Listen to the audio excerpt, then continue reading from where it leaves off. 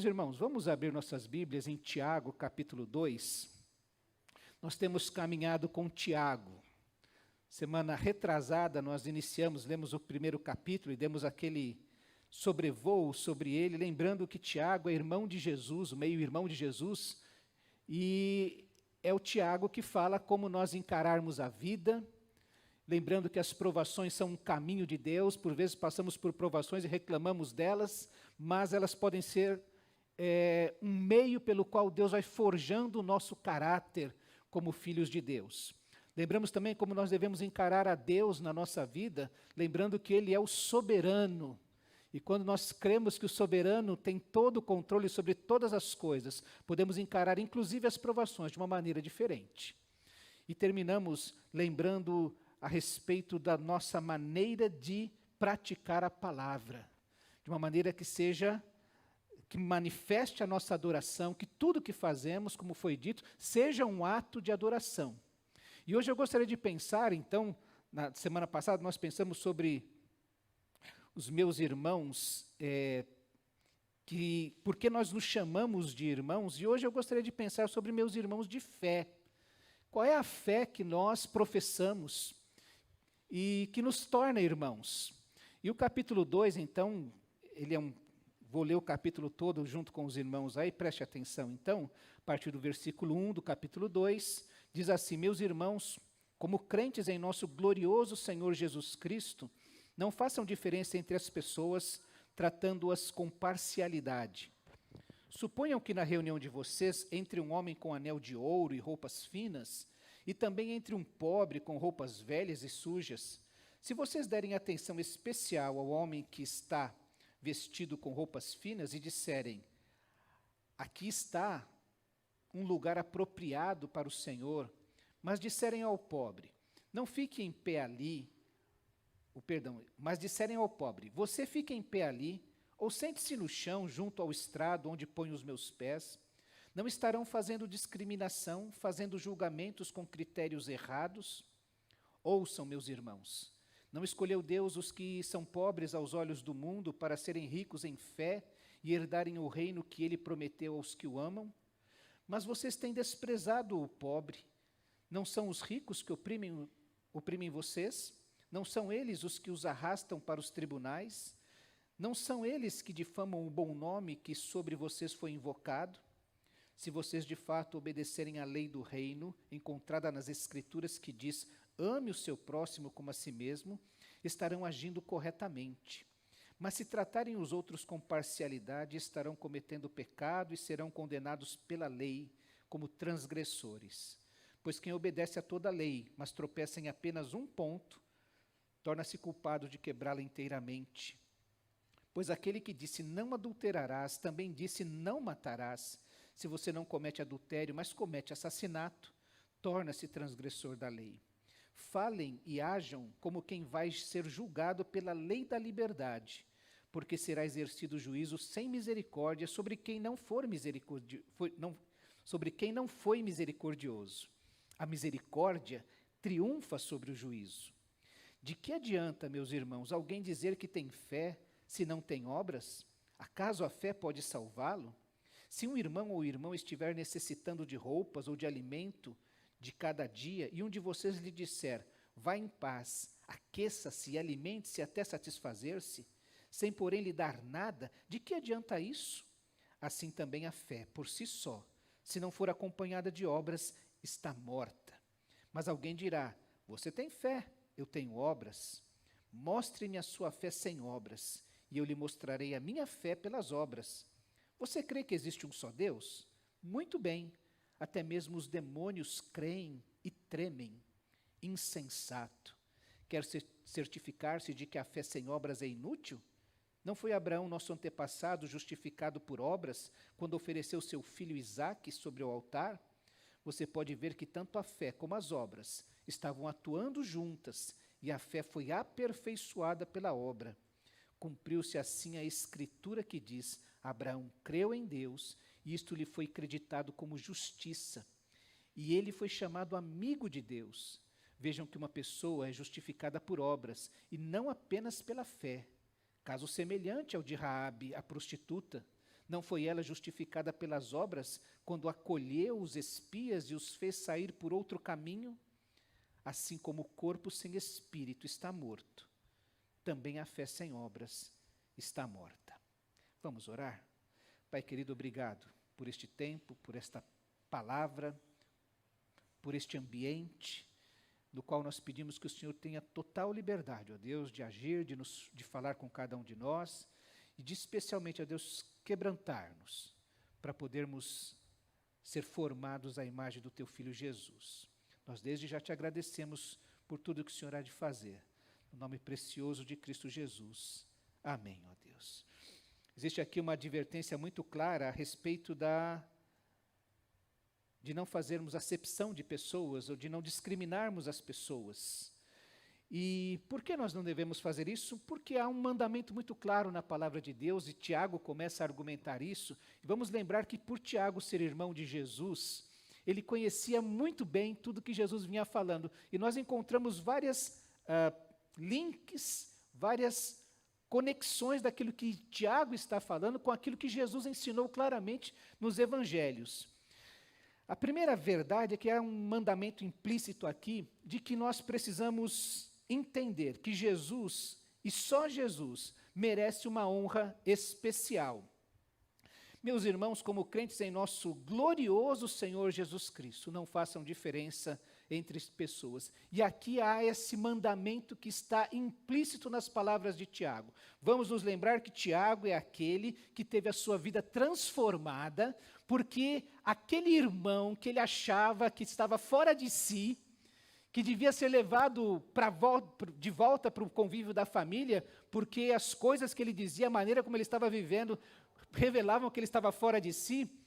Esse Tiago um dia entendeu que ele é o glorioso Senhor Jesus Cristo, e que essa transformação de entendimento a respeito de Jesus foi dada porque esse Tiago, que conviveu todos aqueles 30 anos com Jesus como seu irmão, agora percebeu que este irmão de carne dele venceu a morte, voltou do mundo dos mortos, ressuscitou, e que mais, que tudo aquilo que ele achava que era loucura de seu irmão, na verdade, é a verdade, e que seu irmão de fato é o Messias prometido, o Salvador do mundo, o Senhor da igreja, a esta igreja que agora Tiago lidera, e escreve para os seus irmãos dizendo, olha, nós precisamos viver firmes, encarar a vida, encarar a Deus, encarar a nossa fé dessa maneira, e nós precisamos agora ter este mandamento no nosso coração, há um só que é glorioso, e que precisa ser tratado de maneira especial, o Senhor Jesus Cristo, o glorioso Senhor Jesus Cristo. Este é o mandamento que está implícito, mas há um mandamento que está explícito aqui quando ele diz, não façam diferença entre as pessoas, tratando-as com parcialidade. Essa é uma orientação, um mandamento claro da parte de Tiago. Por quê? Primeiro, porque só o Senhor Jesus é digno dessa determinada honra e glória especiais na vida da igreja.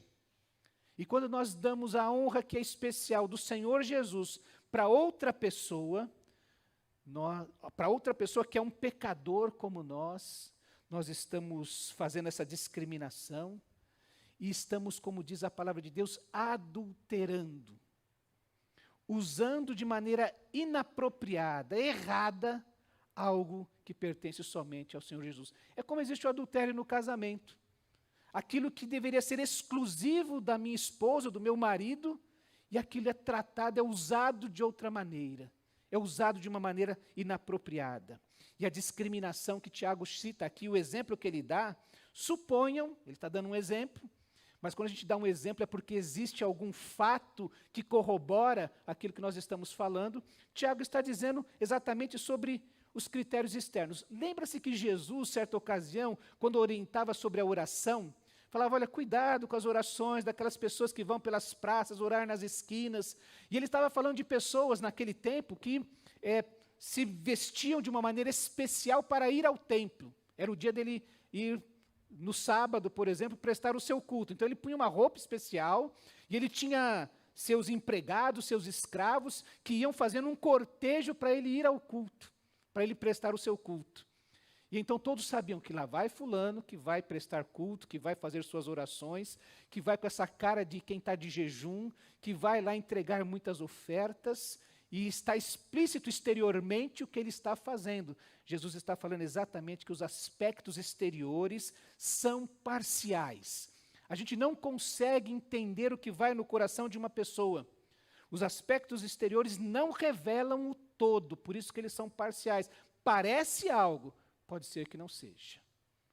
É mais necessário. Os ricos e os pobres, então, são diferenciados por isso. E por que a gente dá preferência a alguns ricos? Quando fulano para na porta da igreja, estaciona uma Mercedes. Aí tudo, nossa, chegou um irmão, vamos lá atender ele, vamos receber ele, vamos saber de quem se trata e vamos levá-lo para sentar nos primeiros lugares, um dos lugares mais especiais. Quando nós tratamos as pessoas pelos aspectos exteriores, há alguma intenção ou uma segunda intenção no coração de quem trata assim. Preste atenção, que quando nós olhamos para as pessoas e observamos apenas os aspectos exteriores, nós estamos com segundas intenções. A Bíblia fala sobre um tipo de tratamento protocolar que é necessário. Eu me lembro de muitas reuniões, reunidos, e chegava o governador do estado. E aí, quando eu estava no meio da pregação, para tudo que o governador do estado entrou, o presidente da reunião parava e dizia assim, olha, está entre nós o governador do estado, e se dava a palavra a ele, ele vinha, fazia uma saudação a toda a assembleia. Diversas vezes isso aconteceu, alguns irmãos até criticavam. Por que o governador tem que pôr ele lá no primeiro banco, sentar e deixar ele lá quietinho? A gente tem feito isso com os políticos. Recentemente os irmãos acompanharam tantas notícias nessa política no final do ano passado, não é? Mas isso é lei. Ele é uma autoridade do país, do estado, da cidade, e quando ele chega a gente tem que fazer essa menção. E a própria Bíblia, Paulo, quando escreve aos Romanos, no capítulo 13, nesse contexto de autoridade, de sermos submissos às autoridades, é lá que ele fala assim, dar honra a quem honra. É respeitar estas pessoas porque eles são autoridades constituídas. Isso é um respeito protocolar. Outra coisa que a gente tem que tomar muito cuidado, inclusive com estes políticos, é a gente tratá-los de uma maneira especial, com segundas intenções. Quem sabe esse político no futuro vai doar 1 milheiro de tijolos para a minha congregação? Quem sabe, até esse tipo de coisa, no futuro eu consigo quebrar uma multa, alguma coisa que aconteceu. E esse político vai ajudar de alguma maneira. Tiago está fazendo exatamente esse tipo de crítica quando nós nos comportamos desta maneira. Não devemos tratar as pessoas pelos aspectos exteriores simplesmente. Jesus não fazia isso.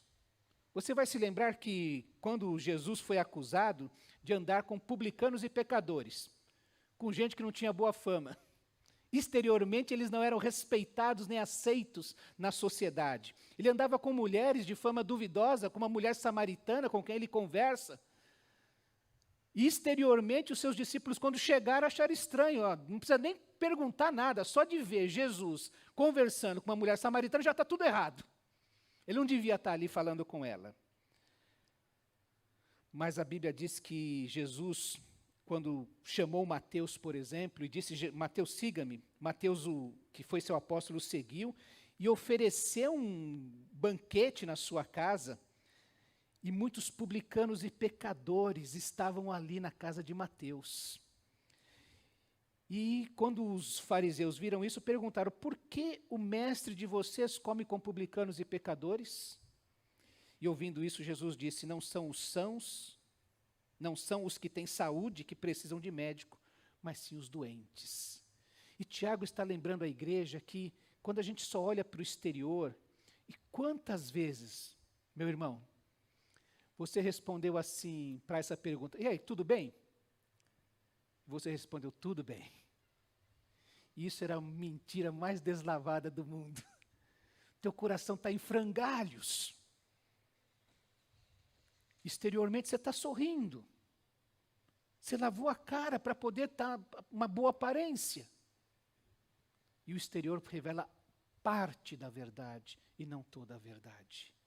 E Tiago está nos falando exatamente que Jesus era capaz de olhar e enxergar naquelas pessoas, não somente publicanos e pecadores, gente de má fama, mas pessoas que precisavam da misericórdia de Deus. Então não devemos olhar com parcialidade as pessoas, mas conseguir enxergar e olhar as pessoas e perceber as pessoas como pessoas carentes da graça de Deus.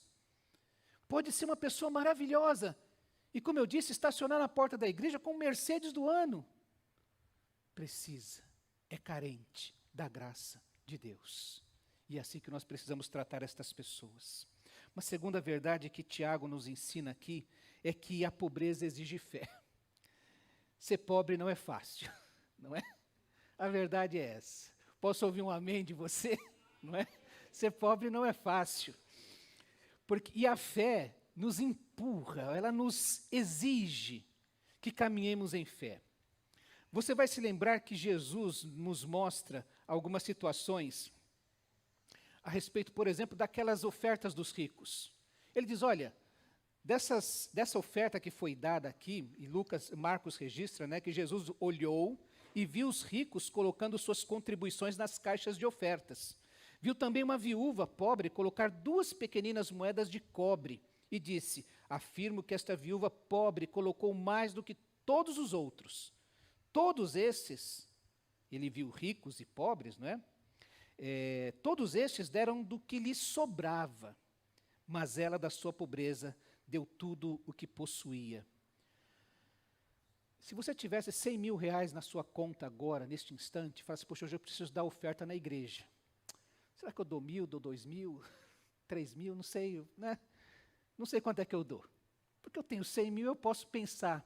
Agora imagine que você tivesse 500 reais na sua conta, e você precisa pagar uma conta, o IPVA, na 4ª parcela do IPVA esse mês aqui, você fala, será que eu dou? E se vai faltar? E você tem que ter muita fé. Tem que ter uma fé firme para falar, não, isso aqui é o que eu separei para o Senhor e vou dar, e pronto. Percebe essa diferença? Até o governo, quando faz o cálculo do imposto, faz com que quem ganha mais, pague mais. E quem pague menos, ganhe menos, para compensar. Todos nós pagamos o mesmo índice de imposto no feijão que compramos. Fulano ganha, eu fiquei sabendo essa semana que tem general aí ganhando 300 mil reais por mês, o salário dele. E quando ele compra 1 litro de leite por R$7, sei lá, R$6,50 o litro de leite, ele está pagando o mesmo imposto você que é aposentado com salário mínimo. E precisa até fazer essa compensação. Então fica difícil ser pobre pagando a mesma coisa que o rico que ganha muito. E Tiago está falando exatamente sobre isso, que quando a gente os ricos, ele tem seus esquemas. Você vai lembrar também que Jesus, quando contou uma parábola sobre aquela viúva persistente, nos ensinando na persistência da oração, ele falou, olha, havia um juiz que não dava bola nem para ninguém, nem para Deus. Ele não era dominado ou movido pela justiça ou por temor a Deus. Ele não queria dar valor a ninguém. E você já pegou uma pessoa assim que trata a sua causa de maneira desdenhosa? Como é difícil, mas algumas pessoas, eles têm contatos. Recentemente, isso em pleno século XXI, eu vi alguém dar uma carteirada. Chegar e dizer, você sabe com que você está falando? Desse jeito. Você viu recentemente na televisão uma mulher pegar um cinto e chicotear outra pessoa, como se nós estivéssemos no tempo da escravidão. E aqueles que têm um pouco mais acham que podem tratar outros de maneira errada. E é muito difícil você ser pobre. Você tem que gravar, jogar no jornal, na televisão, para poder pedir justiça para o seu lado. Então nós precisamos entender que é preciso ter fé para ser pobre. E Tiago está falando disso. O pobre precisa confiar em Deus e que Deus fará justiça. Lembra de que nós, para encarar a vida, encarar a Deus, nós precisamos entender que Deus é soberano e que Ele vai cuidar da minha causa. Mas meu processo se arrasta na justiça. Minhas coisas não chegaram às respostas que eu gostaria. Mas o pobre só pode confiar em Deus, ele não tem como fazer um esquema, ele não tem como chegar direto no juiz, para, olha, veja se consegue adiantar o meu processo, que os ricos sempre tiveram estes privilégios, desde aquele tempo de Tiago. Então o pobre precisa confiar em Deus, de que Deus, o Deus soberano, vai fazer justiça na sua vida. Fazer como Abraão fez, não fará justiça o juiz de toda a terra? Foi dessa maneira que Abraão abordou a Deus quando Deus resolveu que ia acabar com Sodoma e Gomorra. O pobre precisa insistir para que a justiça lhe seja feita, como aquela viúva fez com aquele juiz. Dia e noite, clamando ao seu Deus. E interessante, quando a gente lê isso, Jesus fala que Deus, que é um Pai amoroso, Ele não tardará, Ele virá com pressa realizar justiça, porque Deus é justo. Ele não é um Deus injusto, Ele não se agrada com a injustiça. O pobre precisa ter fé para não se corromper. Quantos apelos, quantos acordos, quantas tentações nos chegam para dizer assim, você não precisa ser tão justo, não precisa ser tão santo. Mas Tiago está dizendo que aos pobres é dado o privilégio de exercer essa fé, até para entender que esse tempo difícil que nós vivemos, esse dia mau no qual nós estamos envolvidos, é um tempo no qual Deus nos aprimora. A boa vida não melhora as pessoas, como nós vimos no domingo retrasado. Tiago vai nos chamar a atenção para a lei do reino, que é a lei da liberdade. Ele vai falar que essa lei do reino, ele é um privilégio. Verso 8 ele diz, se vocês de fato obedecerem à lei do reino, olha que interessante isso.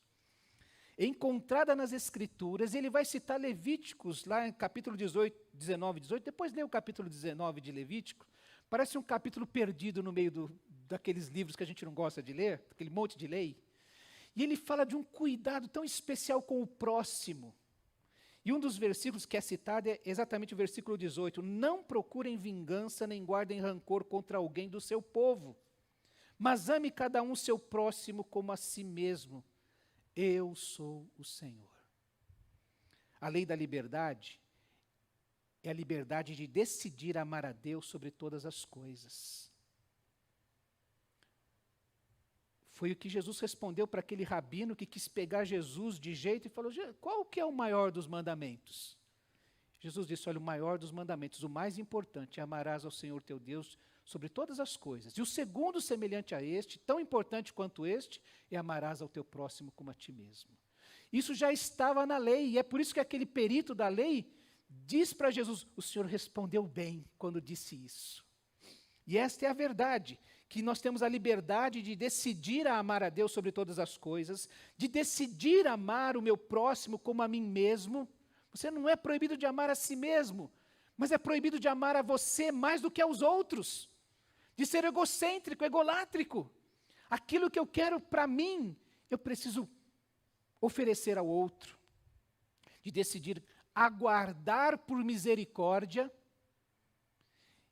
e decidir exercer misericórdia. Você vai se lembrar que quando nós estávamos estudando sobre o fruto do Espírito, nós dizemos que o fruto do Espírito se revela na nossa vida não quando nós estamos nas mãos dos outros.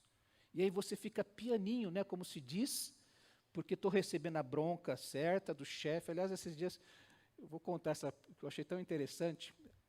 Um irmão falou para mim, pastor, quando eu era empregado, e o patrão chegava assim e dizia assim, faça assim porque eu estou mandando. Ele falou, não dói, né? A gente ouvia alguém que tem autoridade falar, faça assim porque eu estou mandando. Ele falou, agora que eu sou chefe, quando eu falo isso não dói tanto. Mas é exatamente isso que acontece conosco.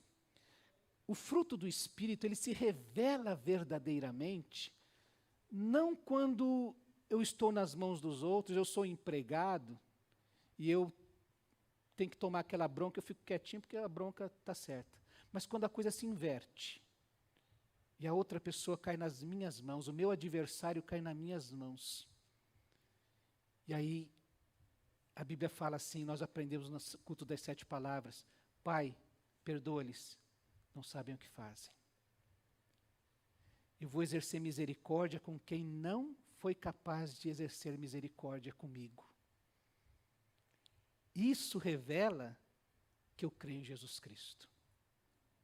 Isso revela que eu tive um encontro com o Cristo vivo.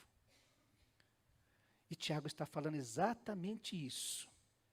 Ter fé, especialmente do que Tiago termina no versículo 12, dizendo que a misericórdia vai triunfar sobre o juízo.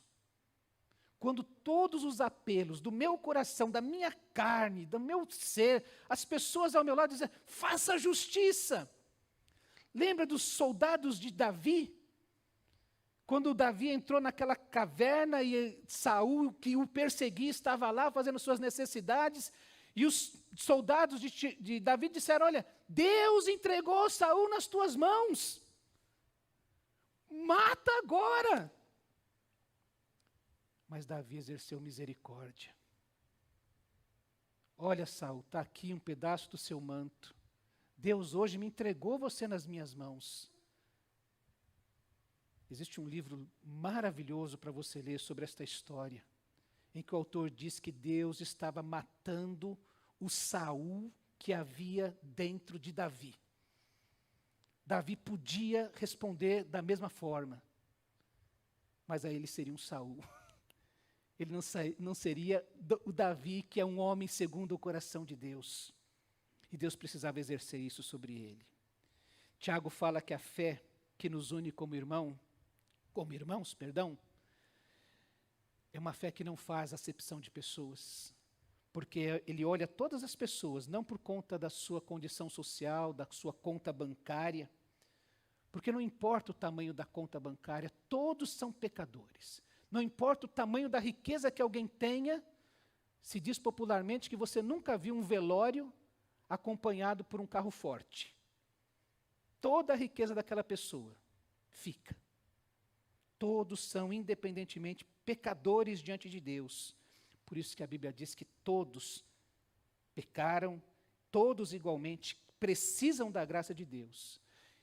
E a igreja de Jesus, Tiago está falando isso para a igreja, para os seus irmãos, meus irmãos, vamos olhar as pessoas, não por aquilo que elas podem nos proporcionar, mas olhar essas pessoas como carentes da graça de Deus. Depois ele vai falar sobre a fé e as obras, porque isso é muito simples, muito claro. Há uma discussão secular entre fé e obras. A fé precisa ter uma expressão concreta. Procure qualquer cultura no mundo e ela vai ter uma expressão concreta. Ela vai fazer um templo, ela vai ter um Deus, um ídolo que ela molda, ela vai ter práticas que revelam que ela crê em alguma coisa. Que o trovão é Deus, que a chuva cai porque tem um Deus da chuva, que a colheita floresce porque existe um Deus da colheita. Todas as culturas, não importa. O ser humano tem essa necessidade, está dentro dele, essa necessidade de crer num ser superior. E ele precisa expressar isso.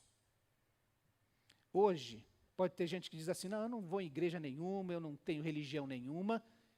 Preste atenção, ele tem um Deus. Ele não vai à igreja porque ele quer trabalhar. Ele prefere trabalhar do que ir na igreja. Uma religião toma tempo. Tem que ir lá no domingo. Aí chega lá, o pastor fala que tem que ler a Bíblia todo dia. Aí chega outro irmão e fala que ele tem que servir no ministério. Se envolver com a igreja dá trabalho. E eu quero trabalhar. Eu quero ganhar dinheiro. Tem jovens que dizem, não, pastor, esse negócio de crer em Deus, não sei se Deus existe, porque olha quanto mal que há no mundo. Ele tem um Deus.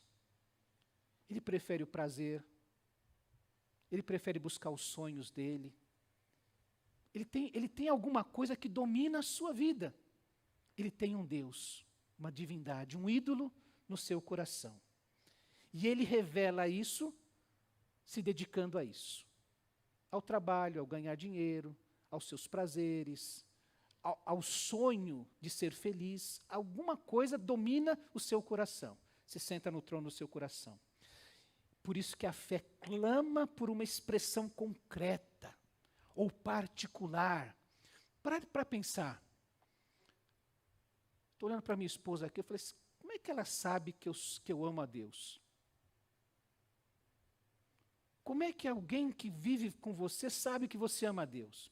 Existe uma história, eu não sei se eu já contei para os irmãos, que me marcou, eu era adolescente, quando aquele seminarista ainda estava falando no acampamento de jovens no carnaval, e ele contou, esse rapaz, ele era um ex-jogador de basquete, e ele estava contando sobre o seu pai, que o pai dele lia a Bíblia todos os dias, tal, ensinou os filhos a lerem a Bíblia todos os dias, mas para ele ler a Bíblia todos os dias estava se tornando um fardo. Estava cansado de ler a Bíblia todos os dias. Até que um dia que eles moravam naquele acampamento, acabou a luz, acabou a energia. E ele falou, bom, hoje eu estou dispensado de ler a Bíblia, porque não tem energia, vai estar tudo escuro. E ele foi dar uma caminhada, foi até a casa do pai. Chegou lá na casa do pai, ele falou que o pai estava assim com a Bíblia e com uma lanterna. E lendo a Bíblia. Essa maneira, essa dedicação, é uma expressão da fé deste homem. Quais são as práticas da minha vida que revelam que eu amo a Deus? Que Jesus é o meu Senhor. Como eu disse, aquela pessoa que em Deus ou trabalho ou dinheiro, ela é um workaholic. Ela vive para trabalhar. E você fala, poxa, fulano é assim. E outras maneiras que você se dedica. Na nossa vida também precisamos ter este exemplo desta fé que se concretiza. Porque a fé que Tiago fala que é morta, é uma fé que não produz nada em si. Que não muda quem eu sou. Que não transforma o meu ser. Que não produz nada de bom para o outro.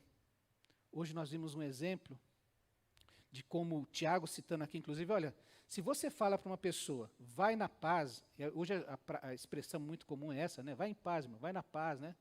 Está passando fome, não tem o que comer em casa, não tem nada, mas vai na paz. Deus te abençoe. Que essa fé não produz nada na vida do outro. E o outro olha para você e ele descrê do próprio Deus que você diz que crê. É essa pessoa que quando tem uma necessidade que você pode suprir e não supre, que fala assim, Senhor Deus, onde é que o Senhor está? É um Deus vazio. Não muda o coração daquele que vê a necessidade do outro e não se solidariza, não se manifesta concretamente na vida daquele que carece e não transforma o mundo. Continua o mundo do mesmo jeito. Imagine você. Hoje nós agradecemos a Deus pela vida de tantos irmãos que trabalharam, que doaram coisas para dos necessitados ali de São Sebastião, que foram atacados. Agora imagine se a nossa igreja chegasse e falasse, irmãos, vamos orar pelas aquelas pessoas lá de São Sebastião, que perderam suas coisas, vamos orar por elas. E não traz um litro de água, não doa um leite, não entrega um cobertor, não vem aqui para servir. É nessa concretude que nós percebemos a fé. Não naquela que fala assim, ó, Deus abençoe aí vocês que estão trabalhando, vocês que estão doando, vocês que estão cuidando. Essa fé que só está no campo da mente, Tiago vai dizer que ela é demoníaca. É uma enganação do inimigo na nossa vida. Ela nega a Deus, porque não traz nada para a existência. Ela não transcende o virtual para o concreto. E aí eu gostaria de lembrar que o próprio Tiago cita 2 exemplos para irmos para o final. O primeiro é de Abraão. Irmão, oferta é sacrifício. Toda oferta é um sacrifício. Quando você veio aqui e entregou seu dízimo, sua oferta, você abriu mão completamente desse recurso. Não me pertence mais. Isso morreu para mim. Quando eu tenho que entregar minha vontade a Deus por algum motivo, quando Davi, por exemplo, vou voltar no exemplo de Davi, decidiu não matar Saul e exercer misericórdia, Davi estava matando a sua vontade, entregando a Deus. O que Deus vai fazer com isso é problema de Deus, não é mais meu. E toda oferta é um sacrifício. É um sacrifício do meu eu, dos meus planos, da minha maneira de entender as coisas. É pôr em prática que Deus sabe, e nós vimos isso, que Ele sabe o que é melhor e que Ele faz o que é melhor. Abraão creu. Diz lá em Hebreus 11, que pela fé Abraão, quando Deus o pôs à prova, ofereceu Isaque como sacrifício.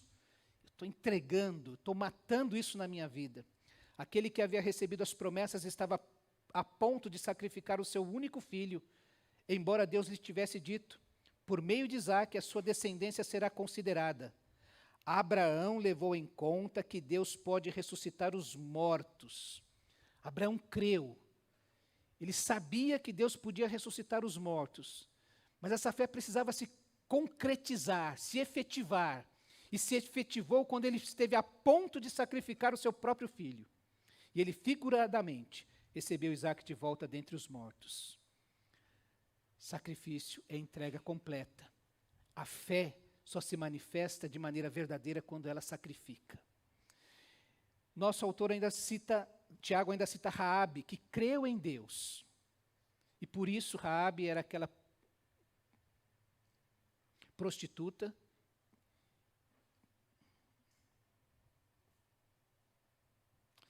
me falhou o nome da cidade. Jericó, que morava num dos muros de Jericó. Josué mandou dois espias que foram lá, iam ser presos, mas Raabe os escondeu na sua casa e os ajudou a fugir de Jericó em segurança. A fé que Raabe teve no Deus de Israel, no Deus dos hebreus, fez com que Raabe desobedecesse os seus deuses. Os deuses anteriores de Raabe foram destronados da sua vida.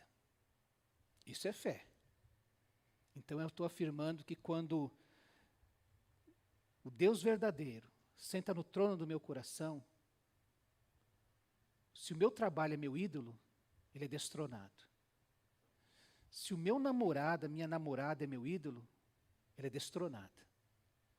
Se o prazer, se o meu sonho é o meu ídolo, ele é destronado. Para que Deus possa tomar este lugar. E é como se houvesse uma traição desses deuses. Porque agora, concretamente, Raabe ama o Deus dos hebreus mais do que os ídolos que estavam em seu coração. Tiago, então, está nos dizendo, meus irmãos, que nós precisamos falar de uma fé encarnada, que precisa se efetivar, que deixa de ser demoníaca, porque fica só no blá, blá, blá. Eu creio em Deus, eu creio em Deus, eu creio em Deus, mas eu não confio em Deus. Eu creio em Deus, mas eu não abro mão daquilo que eu quero controlar. Isso é meu.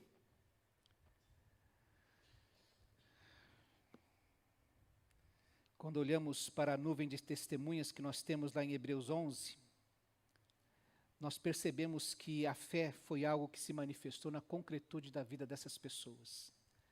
A história de vida de cada herói da fé é uma história em que Deus vai se manifestando, que a sua história, a sua condução, o seu caminho, a sua trajetória é marcada por essa decisão de obedecer a Deus.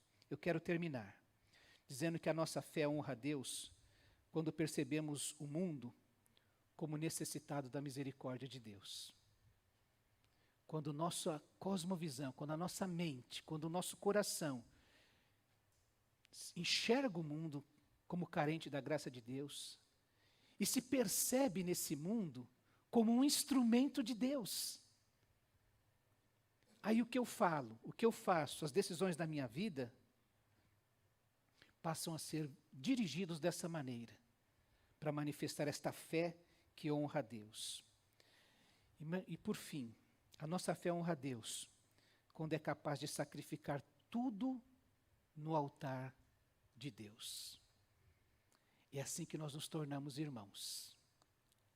Quando nós temos uma única missão e quando nós temos uma única atitude, que é sacrificar tudo no altar de Deus. E assim nós nos tornamos irmãos de fé. Porque fomos adotados na mesma família do Pai que entregou Jesus por nós e que fez de nós todos um único povo. Eu queria convidar você a fazer uma pequena reflexão enquanto o grupo vem à frente. E pensar assim, uma pergunta que eu fiz durante essa mensagem. O que marca a minha fé? O que está claro diante de todas as pessoas? Que a minha fé está em Cristo Jesus. Que Deus é o Senhor da minha vida. E que você pedisse a Deus que a sua fé viesse a honrá-lo plenamente, fazendo com que a fé saia do campo do pensamento e se manifeste no campo da concretude. Porque fé sem obras é morta, não serve para nada, é inútil. Ela precisa mover você, mover o seu coração, mover a sua vida. A gente quando canta Maranata, ora vem Senhor Jesus, está querendo dizer assim, Senhor vem, não só volta para este mundo. A gente vai falando assim, vem Jesus sobre a minha vida. Você pode estar pensando assim, poxa, a minha fé tem sido uma fé inútil, porque ela não está se manifestando em obras, numa prática fiel. E a gente cantar Maranata, Senhor Jesus, vem Senhor Jesus com poder na minha vida, vem me mover do meu lugar, vem transformar a minha vida. Queria convidar você a pedir a Deus, Senhor, vem, para que a partir deste instante seja uma vida diferente com Jesus, seja uma experiência transformadora. Como o Tiago está falando, olha, que você tem uma fé igual a de Abraão, igual a de Raabe, que se manifesta no dia a dia, na história que conduz a sua vida, na trajetória da segunda-feira, da terça, da quarta, da quinta.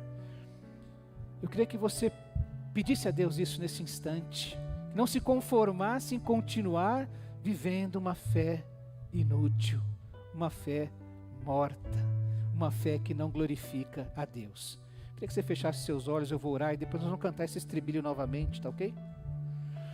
Deus querido, o Senhor conhece o anseio do nosso coração. Quanto desejo há em nós, ó Deus, de te honrar com tudo que nós somos, com os nossos pensamentos, com as ações, com as atitudes, com as palavras, com a nossa agenda, ó Deus. E quantas vezes falhamos, e a nossa fé se manifesta inútil, morta, ó Deus, uma fé que fala, mas não age. Ó Deus, nós estamos nesta hora pedindo perdão por isso. Queremos que a lei do reino se manifeste em nós e que esse desejo, esse anseio de ver o nosso amor por Ti se manifestar nas nossas ações, nas nossas práticas, no nosso cuidado com o próximo, se concretize verdadeiramente. Então vem, ó Deus, vem com o Teu poder, Santo Espírito de Deus, vem nos ungir para podermos ser irmãos de fé, a fé que glorifica a Deus, que se manifesta na vida real, não só apenas na nossa mente.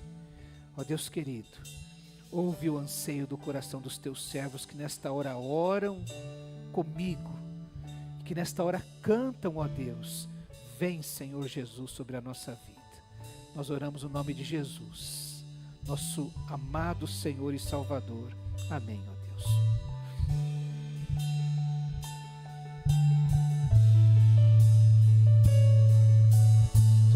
Agora canta com todo o coração, vem Senhor Jesus, para que os vizinhos se incomodem com o nosso cântico, falando vem Senhor Jesus.